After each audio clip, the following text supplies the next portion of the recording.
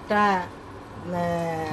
আমের একটা রান্না দেখাবো, যেটাকে বলে আমের চাটনি, অথবা আমার বাবা বলতেন আম পেঁয়াজি।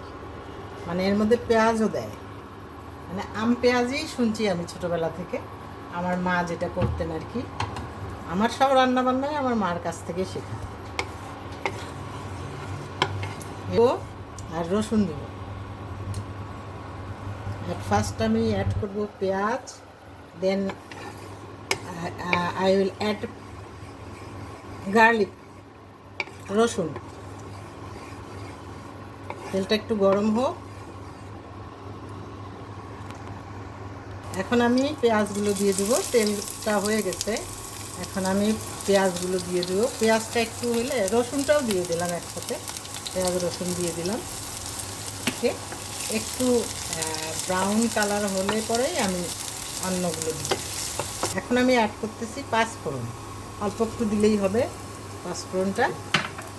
আর আমি যেটা বলতে চাচ্ছি যে আমার রান্নাগুলো সবই primitive style, because I have learned everything from my mother.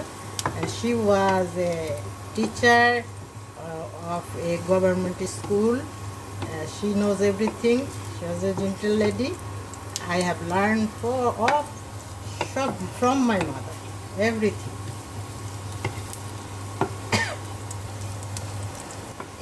আমগুলো দিয়ে দেবো। এখানে আম পেঁয়াজি, বিকজ আই অ্যাড হেয়ার পেঁয়াজ। আমি আমার চুলোর পাওয়ারটা কমিয়ে দিলাম একটু, এটা বেশি হয়ে যাবে, পুড়ে যেতে পারে। এখন এটাকে মেল্ট করতে হবে, রিজর্ট করতে হবে। এটা করতেন, এটা ছাড়া আমার বাবা ভাত খেত না। আমার বাবার খুব পছন্দ ছিল, সব সময় যখনই সে খেতে বসবে তাকে অ্যাড করতেই হবে। তেঁতুলের সময় তেঁতুল, আমের সময় আম। Chutney, this is called one kind of chutney, but my mother সবসময় বলতো যে আম পেঁয়াজি, যেহেতু এটাতে পেঁয়াজ যোগ করা হয় তাই বলতো আম পেঁয়াজি।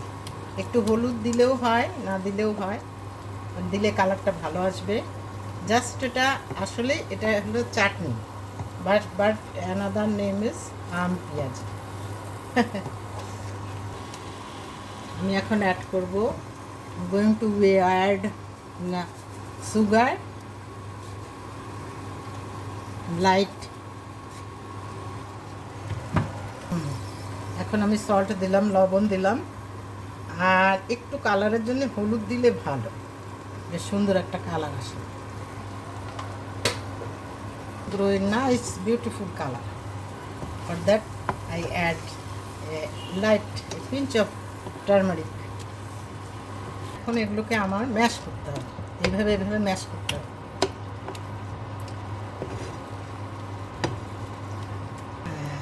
If you want to store it, you can add 2 spoons of vinegar. যদি আপনি এটাকে রাখতে চান তাহলে আপনি ভিনেগার অ্যাড করতে পারেন। আর আমার মনে হয় ভিনেগার অ্যাড করতে হবে না, কারণ এটা খুব অল্প করে করেছি আমি। আপনারা বেশি করলে অবশ্যই ভিনেগার দিবেন। ভিনেগার দিয়ে টাইট করে বোতল টাইট করে রেখে দিবেন। আর আমি কিছু টিপস দিচ্ছি, আপনারা টক জিনিস যখন করবেন তখন অবশ্যই নাড়বেন এরকম কাঠের স্প্যাচুলা দিয়ে, আর রাখবেন কাচের বোতলে। আর যেটা প্রিজার্ভ করতে চাবেন সেটা সব সময় সেই বোতলটাকে আপনারা ভালো করে গরম পানি দিয়ে ফুটিয়ে নিয়ে রোদে শুকিয়ে, অথবা রোদে না শুকলেও এমনি মুছে, পরিষ্কার কাপড় দিয়ে মুছে ঢাকনা লাগিয়ে রাখবেন। আর যেটাকে প্রিজার্ভ করবেন সেটা যেন গরম ঢালবেন, ঢেলেই মুখ আটকায় রেখে দেবেন। 1 বছর যাবে, আমার তো যায়, আমি জানি না, 1 বছর যাবে। আর অবশ্যই ভিনেগার অথবা অ্যাসিড প্রিজারভেটিভ একটু যদি দিতে চান দিতে পারেন, না দিলেও সমস্যা নাই, আপনার ভিনেগারই যথেষ্ট প্রিজার্ভের জন্য। তো আমার হয়ে আসছে, আমি এখন এটাকে মোল্ড আউট করবো